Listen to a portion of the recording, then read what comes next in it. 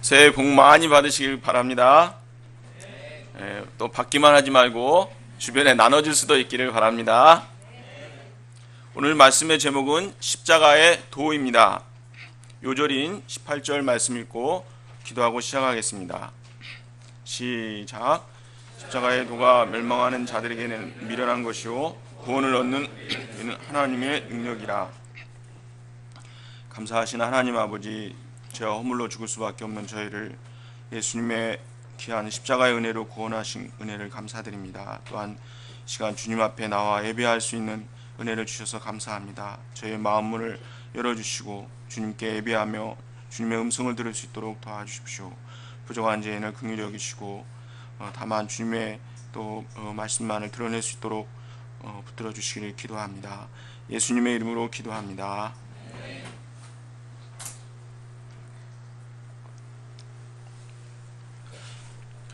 서울신대 명예총장이신 조종남 박사는 크리스천 투데이와의 인터뷰에서 2014년의 한국교회에 대하여 다음과 같이 평하였습니다. 부흥일로에 있던 한국교회가 교인 수도 줄어들고 침체에 빠져 안타깝습니다. 특히 사람들이 잘 살게 되면서 하나님을 찾지 않는 경향을 띠는 것 같습니다. 더욱 안타까운 것은 이러한 시기에 교회가 분열되고 교계 지도자들이 윤리적 문제를 일으키는 일들이 세상 사람들의 눈에 띄는 것입니다. 이단 문제로도 계속 시끄럽습니다. 하지만 그렇다고 절망할 필요는 없습니다. 하나님께서 역사하시기 때문입니다. 지금은 다만 정신을 차려서 새해를 준비해야 할 때입니다. 그리고 2015년 새해를 맞이하는 한국교회를 향하여 다음과 같이 당부하였습니다. 기본으로 돌아가자는 것입니다. 첫째로 한국교회는 그 많은 형식적 크리스찬들을 진짜 교인 만드는 일에 창념해야 합니다. 그래야 교회가 교회의 사명을 다하는 것입니다. 둘째로는 성실히 온전한 복음을 증거해야 합니다. 가르치고 전도하고 사회에 참여하며 성령께서 역사하셔서 기사와 이적이 일어나야 합니다. 하고 권면하였습니다. 사도 바울도 문제 많은 고린도 교회를 향하여 해결책을 제시하고 있습니다. 그것은 복음의 기본인 십자가의 도로 돌아가자는 것입니다. 이 시간 신앙생활의 기본이 되는 십자가의 도에 대하여 생각해 보고자 합니다. 이를 통해 문제 많은 현실을 극복하고 영적으로 성장할 수 있는 법을 배울 수 있기를 기도합니다. 1장 온전히 합하라 1절에서 16절입니다. 1절에서 3절은 바울의 서신에서 나타나는 전형적인 인사말입니다. 인사말에서 바울은 자신을 하나님의 뜻을 따라 그리스도의 사도가 된 바울이라고 소개하고 있습니다. 고린도는 고대 헬라의 전통적 철학이 성행하여 철인을 만나는 일 없이 고린도 거리를 걸을 수 없다고 하였습니다. 사랑의 여신 비너스를 섬기는 1000명의 여사제가 있는데 이들은 밤마다 상녀가 되어 젊은이들을 유혹하였습니다. 이런 분위기에서 바울은 AD 50년 2차 전도여행 때 1년 6개월간 심혈을 기울여 복음 역사를 섬겼습니다. 아굴라 브리스길라 부부와 함께 텐트 만드는 아르바이트를 하며 섬겼습니다. 이로써 고린도 교회가 개척되었습니다.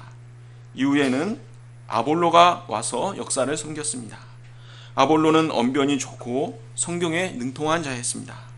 사도행전 18장 28절은 그에 대하여 성경으로서 예수는 그리스도라고 증언하여 공중 앞에서 힘있게 유대인의 말을 이기미러라고 기록하고 있습니다.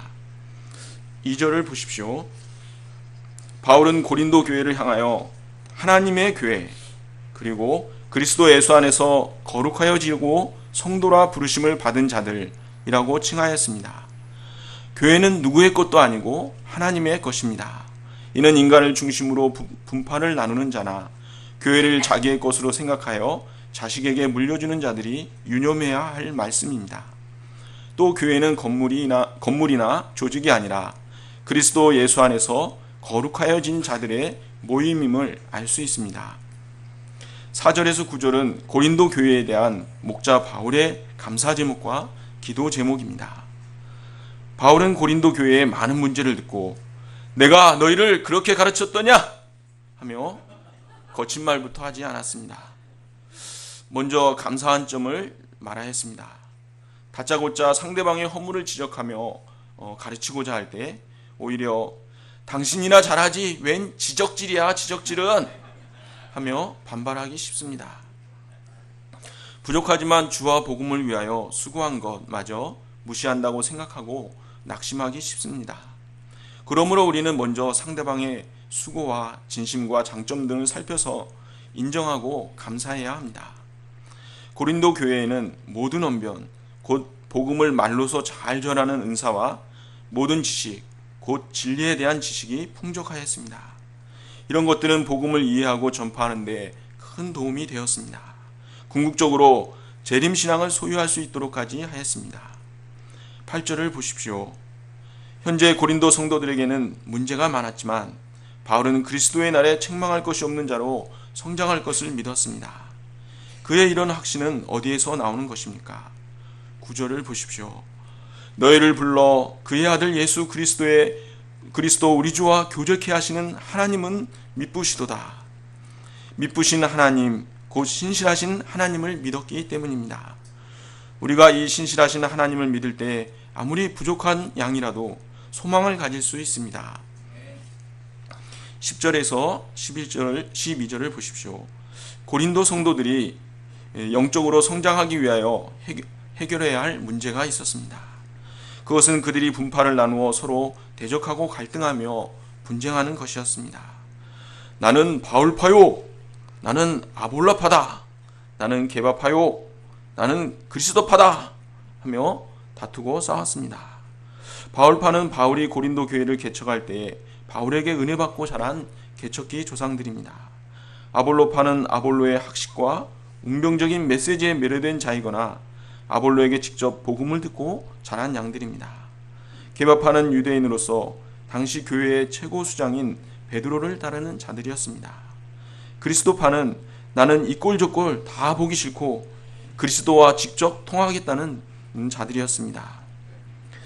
사실 바울이나 아볼로나 게바가 자기 세력을 키우기 위하여 파를 만든 것은 아닙니다. 그들을 추종하는 사람들이 자기 세력을 키우기 위하여 파를 만들었습니다.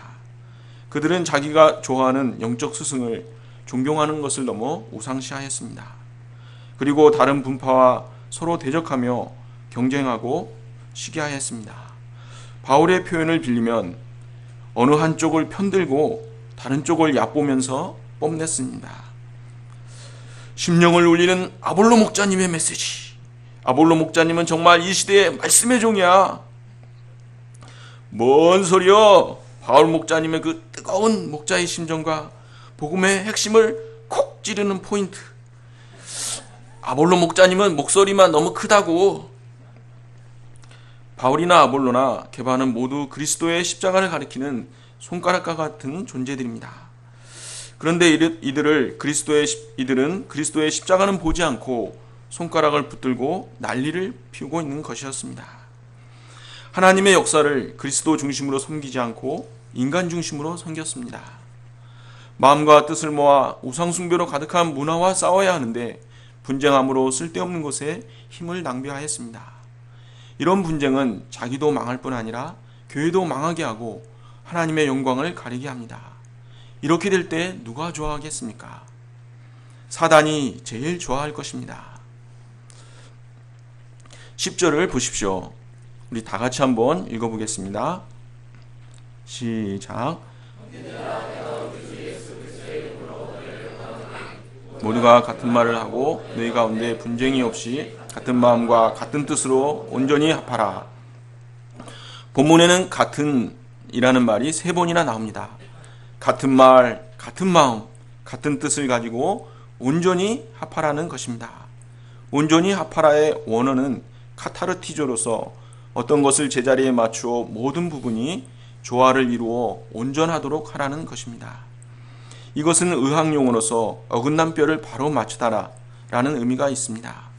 이는 인간 중심으로 분열이 되어 고통하는 고린도 교회가 그리스도 중심으로 원래의 제자리로 돌아가라는 것입니다.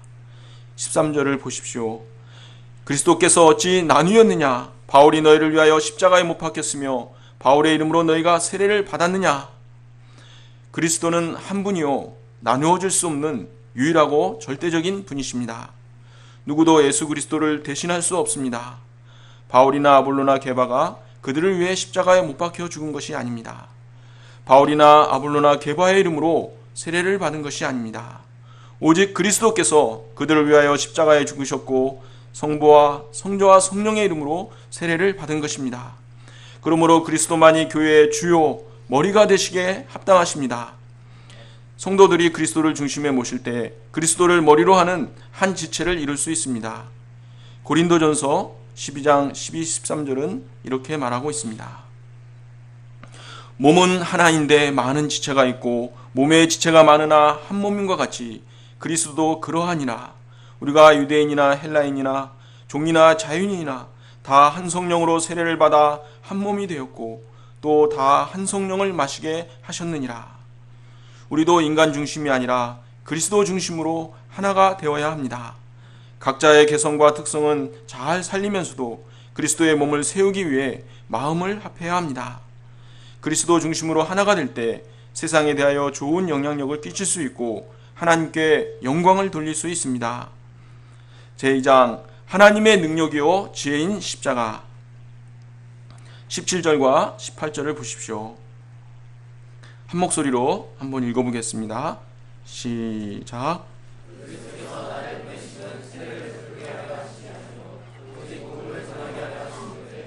말의 지혜로 하지 아니하면 그리스도의 십자가가 헛되지 않게 하려 함이라. 십자가의 도가 멸망하는 자들에게는 미련한 것이요 구원을 받는 우리에게는 하나님의 능력이라. 바울은 고린도 교회의 문제 해결을 위하여 십자가의 도를 가르치고자 합니다. 십자가의 도는 십자가의 말씀 또는 십자가의 메시지라고 할 수 있습니다. 십자가의 메시지는 성경대로 예수 그리스도께서 우리 죄를 위하여 십자가에 죽으시고 장사 지낸 바 되셨다가 성경대로 사흘 만에 다시 살아나신 것입니다. 바울은 고린도 교회의 문제가 십자가의 말씀을 잃어버렸기 때문이라고 생각했습니다. 그래서 고린도 성도들이 다시금 이 십자가의 말씀을 굳게 붙들도록 돕고 있습니다. 그런데 십자가의 메시지가 선포될 때 두 가지 극단적인 반응이 나타납니다. 하나는 십자가의 도를 미련하게 여기고 십자가를 거부하고 배척하는 것입니다. 이런 자들은 멸망을 하는 자들입니다. 또 하나는 십자가의 도를 영접하고 구원을 얻는 자들입니다. 이들은 하나님의 능력을 체험하게 됩니다. 동일한 십자가인데도 십자가에 대한 반응에 따라 멸망과 구원이 결정됩니다. 이것은 어느 시대에나 동일합니다. 그런데 당시 사람들은 왜 십자가를 미련하게 여겼을까요? 십자가형은 반역자나 흉악범, 사기꾼, 적에게 토항하는 자들 중에서도 노예나 하류층 사람들에게 가해진 형벌이었습니다. 십자가형을 받은 자는 겉옷이 벗겨진 채 수치심과 조롱의 대상이 되었습니다. 기둥에 양손과 발을 못 박아 매달림으로써 모진 고통을 느끼며 서서히 죽어가게 하는 잔혹한 형벌이었습니다. 십자가형에 처형당한 자는 매장도 하지 않고 맹수들이나 새들의 먹이가 되게 하였습니다. 당시 사람들은 십자가란 말만 들어도 두려움과 공포가 생겼습니다. 그러므로 어떻게 보면 십자가에 달리신 예수님이 그리스도라는 메시지가 미련하게 보이는 것이 당연할 수도 있습니다. 그러면 당시 사람들은 무엇을 지혜롭게 생각했습니까? 당시에는 헬라 철학자들이 지혜로운 자로 여김을 받았습니다. 그들은 인생의 의미와 행복을 논하며 우주의 근본 원리가 무엇인가를 탐구했습니다. 그러나 그들의 지혜로 우주의 근원이신 창조주 하나님은 만날 수 없었습니다. 왜냐하면 그들은 동방박사와 같이 순수하게 하나님을 찾고 경배하고자 함이 아니라 단지 이성으로 진리를 찾고 즐기고자 했기 때문입니다. 자신들의 지혜를 자랑하고 마음이 교만했기 때문입니다. 그들은 자신들이 스스로 지혜 있다 하나 우준하게 되어 헛된 것을 섬기는 우상 숭배자가 되었습니다. 하나님은 스스로 지혜 있다 하는 자들의 지혜를 멸하시고 총명한 자들의 총명을 폐하십니다. 바울은 이 세상의 지혜가 다 헛되다고 선언합니다. 20절을 보십시오. 지혜 있는 자가 어디 있느냐? 선비가 어디 있느냐? 이 세대의 변론가가 어디 있느냐? 하나님께서 이 세상의 지혜를 미련하게 하신 것이 아니냐? 이 세상이 자기 지혜로 하나님을 알지 못합니다. 그래서 하나님은 전도에 미련한 것, 즉 어리석게 들리는 십자가의 메시지를 통하여 믿는 자들을 구원하시길 기뻐하십니다. 십자가의 말씀을 영접하는 자는 누구든지 구원을 얻습니다. 오늘날은 지식 정보화 사회라고 할 정도로 새로운 지식이 넘쳐나는 시대입니다. 수많은 석학들과 지성인들이 있습니다. 이들은 좋은 이야기들을 많이 들려줍니다. 그러나 정작 구원의 길을 보여주지는 못합니다. 죄와 죽음의 문제를 해결해주지 못합니다. 이 세상이 자기 지혜로 하나님을 알지 못합니다. 그래서 하나님께서는 전도에 미련한 것, 즉 어리석게 들리는 십자가의 메시지를 통하여 믿는 자들을 구원하시기 기뻐하십니다. 당시 헬라 사람들이 지혜를 구하는 반면에 유대인들은 표적을 구하였습니다. 유대인들은 과거에 하나님께서 행하셨던 기적의 역사에 대하여 알고 있었습니다. 그들은 하나님께서 행하셨던 과거의 그 역사를 늘 그리워했습니다. 그래서 메시아가 오신다면 큰 표적을 행하여 이스라엘을 구원하고 강력한 능력으로 다윗 왕국과 같은 과거의 영광을 회복시켜 주시기를 기대했습니다.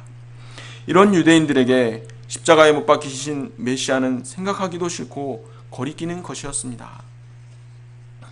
그러나 하나님의 백성으로 부르심을 받은 사람들에게는 십자가의 도는 무엇입니까? 24절, 25절을 보십시오. 한번 같이 읽어보겠습니다. 시작. 하나님의 능력이요 하나님의 지혜니라. 하나님은 어리석음이 사람보다 지혜롭고 하나님보다 강하니라. 첫째, 그리스도의 십자가는 하나님의 능력입니다. 인간은 죄로 인하여 사망에 이르고 영원한 파멸에 이르게 되었습니다. 이 죄와 죽음의 세력에서 그 누구도 우리를 구원해 줄 수 없었습니다. 철학과 같은 인간의 지혜나 도덕이나 수행 같은 인간의 능력으로도 할 수 없습니다. 오직 예수님께서 십자가 위에서 대속제물이 되사 우리 죄를 대신 담당해 주심으로 제사함과 구원을 얻게 되었습니다. 예수님의 십자가가 우리를 영원한 파멸에서 영원한 생명으로 옮겨주셨습니다. 예수님과 함께 십자가에 못 박혔던 한 강도는 예수님의 십자가의 죽으심을 보고 하나님의 아들이심을 믿고 은혜를 구하였습니다. 예수여, 당신의 나라에 임하실 때 나를 기억하소서. 이때 예수님께서 말씀하셨습니다. 내가 진실로 내게 이르노니 오늘 내가 나와 함께 낙원에 있으리라. 한 사람이 있었습니다. 이 사람은 인생이 너무나 허무하여 절망스러웠습니다. 그래서 20번째 생일날이 된 때 자살하고자 마음먹었습니다. 그런데 그때가 오기 전에 십자가의 메시지를 들었습니다. 십자가의 메시지를 통해서 예수님을 구주로 영접하고 자기 죄를 회개하였습니다. 이때 인생이 더 이상 허무하지 않고 자살할 이유도 없어지게 되었습니다. 그 후에 결혼하고 선교사가 되었습니다. 전주시 화상동 외국인 묘지에 가보면 데이비스 선교사의 기념비가 있습니다. 이분은 한국에 파송되어 최초로 순교한 여자 선교사입니다. 데이비스 선교사는 누구보다도 전도의 열정이 강해서 전북 지역을 가가호호 방문하며 전도에 한 해에는 1885명을 전도했다는 기록도 있습니다. 이분은 몸을 돌보지 않고 전도하는 일에 목숨을 바쳤습니다. 또한 이분은 어린이를 사랑해서 혼신을 다해 어린이 환자를 돌보았습니다. 전주 예수병원에 입원해 있는 어린이들을 정성을 다해 돌보다가 약해진 몸이 열병에 전염이 되어 41세의 나이로 1903년 6월 20일에 이 땅에서 순교했습니다. 이분이 이렇게 충성할 수 있었던 것은 어려서 어머니에게 배운 십자가의 사랑 때문이었습니다. 어머니가 십자가 사랑에 감격하여 전도하고 가난한 사람들을 돌보던 본을 받았기 때문입니다. 우리에게는 죽기까지 주를 따르고 헌신하고 충성할 만한 능력이 없습니다. 그러나 십자가의 도를 묵상하고 마음에 새기면 할 수 있습니다. 십자가의 도가 우리에게 능력이 되기 때문입니다. 둘째, 십자가의 도는 하나님의 지혜입니다. 옛날부터 사랑과 공의를 조화시키는 문제는 어려운 문제였습니다. 하나님의 성품은 사랑이시며 또한 거룩하심입니다. 죄를 미워하면서도 어떻게 죄인을 사랑할 수 있겠습니까? 공의로 하면 죄인은 심판받아 죽어야 합니다. 반면에 죄인을 아무 대가 없이 구원하신다면 공의가 서지 않습니다. 그러나 그리스도의 십자가에는 죄를 미워하시고 철저히 벌하시는 하나님의 공의와 죄인을 지극히 사랑하시는 하나님의 사랑이 잘 조화되어 나타났습니다. 여기에 죄인을 구원하시는 하나님의 지혜가 있습니다. 그리스도의 십자가는 죄인을 구원하는 하나님의 지혜입니다. 그리스도의 십자가는 하나님께서 인간을 구원하시는 능력이요 지혜입니다. 그러므로 십자가 말씀이 있는 곳에 구원이 있고 생명이 있습니다. 십자가의 말씀에 이 시대의 죄악을 이길 힘이 있습니다. 십자가의 말씀이 어떻게 고린도 교회 내 분파 문제를 해결해 줄 수 있을까요? 고린도 성도들도 처음에는 십자가의 말씀의 은혜를 받고 신앙생활을 출발했을 것입니다. 나 같은 죄인 살리신 주의 놀라워 찬송하며 신앙생활을 했을 것입니다. 센터 청소라도 주님 역사에 쓰임받는 게 감사했습니다. 내가 지금 센터에서 청소하지 않으면 아마 PC방에서 게임을 하고 있겠지. 술 먹고 필름이 끊겨서 찬 겨울에 쓰러져 있었을 거야. 그리스도를 중심으로 하나가 되어 역사를 섬겼을 것입니다. 그런데 세월이 흐르면서 십자가의 은혜가 점점 희미하게 되었습니다. 십자가의 말씀이 마음에서 사라질 때 자연스럽게 인간적인 본성이 살아나고 세상의 가치관이 들어왔습니다. 이렇게 될 때 세상과 같이 분파와 음행과 다툼과 같은 각종 문제가 생겼습니다. 한마디로 십자가의 도가 흔들리자 모든 것이 다 흔들리게 되었습니다. 만일 고린도 성도들 가슴에 십자가의 도가 살아있었다면 많은 문제들을 은혜롭게 해결했을 것입니다. 타락한 고린도에서 부족하지만 주님 믿고 살고자 하는 상대방이 귀하게 보였을 것입니다. 바울파 사람도 아볼로파 게바파 사람도 다 사랑스럽게 보였을 것입니다. 결국 십자가의 돌을 붙드는 것이 모든 문제 해결의 답이 됩니다. 오늘날에는 성공신학, 번영신학이라고 불려지는 것이 사람들 가운데 유행합니다. 이는 물질적 축복과 건강과 세속적 성공과 같은 것을 하나님이 주시는 축복으로 강조합니다. 반면에 죄와 회개와 제자의 삶과 같은 것은 멀리합니다. 지혜로운 것 같습니다. 이는 대중들의 욕망과도 일치하여 번영신학에 기초한 대형 교회들이 많이 생겨났습니다. 그 중에 대표적인 곳이 LA의 수종교회입니다. 수종교회 목사인 로버트 슐러 목사는 긍정의 힘을 통한 부와 성공과 건강을 강조하였습니다. 이곳에서 한때 1만 명의 성도들이 예배를 드렸습니다. 그런데 2006년 로버트 슐러 목사가 아들에게 담임 목사직을 물려준 이후부터 교세가 기울다 2011년에는 결국 파산하였습니다. 그리고 그 건물은 가톨릭 성당용으로 팔리게 되었습니다. 오늘날 많은 한국 교회가 이 교회를 따라가고 있지 않나 걱정이 됩니다. 우리 모임도 예전처럼 양들이 많이 몰려오지 않고 복음 역사가 섬기기 힘들어지면서 부담스러운 십자가의 도보다는 양들의 마음에 평강을 주고 공부나 인생 문제를 도와주고 학교와 사회에 잘 적응하여 성공하도록 돕는 데만 힘쓰기 쉽습니다. 이는 양들의 요구에도 맞고 목자에게도 부담이 없기 때문입니다. 그러나 이렇게 도울 때 예수님을 인격적으로 만날 수 없고 죄로부터 구원받을 수 없습니다. 나중에 언제든지 자기의 욕심을 따라 떠나갈 수 있습니다. 교회 안에 십자가의 메시지가 없을 때 성격 개조 학원이나 국선도와 같은 곳과 다를 바가 없게 됩니다. 십자가의 도는 인간의 죄인됨을 지적하고 심판과 회개와 제자의 삶을 강조하기 때문에 처음에는 부담스럽게 느껴집니다. 그러나 영접하는 자에게는 죄와 죽음에서 자유케 하는 하나님의 능력이 됩니다. 이미 과거에 예수님을 영접한 자들에게도 십자가의 도는 구원의 은혜를 되새기며 현재적으로 예수님을 쫓아 성화의 삶을 살아가게 하는 하나님의 능력이 됩니다. 저는 말씀을 준비하면서 예수님의 십자가에 대하여 생각하기 위하여 마가복음 전체를 읽어보았습니다.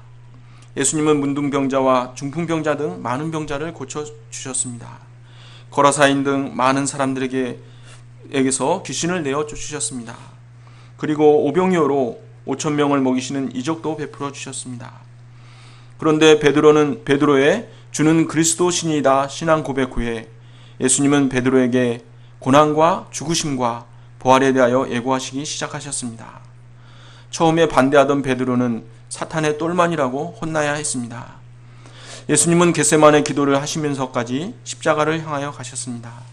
제자들에게 버림받고 군중들에게 버림받고 지도자들에게 버림받으시면서 묵묵히 십자가를 향하여 가시는 예수님이 보였습니다. 그리스도로서의 사명이 십자가였음을 분명히 느낄 수 있었습니다. 저는 예수님의 십자가를 향하여 나가시는 것을 보면서 마음이 묵직하여졌습니다. 이미 십자가에 대해서 알고 있었기 때문에 새롭지는 않았지만 십자가의 의미가 무겁게 다가왔습니다. 저는 나이가 먹으면서 나이에 맞게 존경까지는 아니더라도 인정받고 싶은 욕망이 생겼습니다. 인정받기 위해서는 사람들이 인정하는 지위나 물질을 갖고 싶었습니다. 그러나 뜻대로 잘 되지 않는 것이 그것 같아 속이 상했습니다.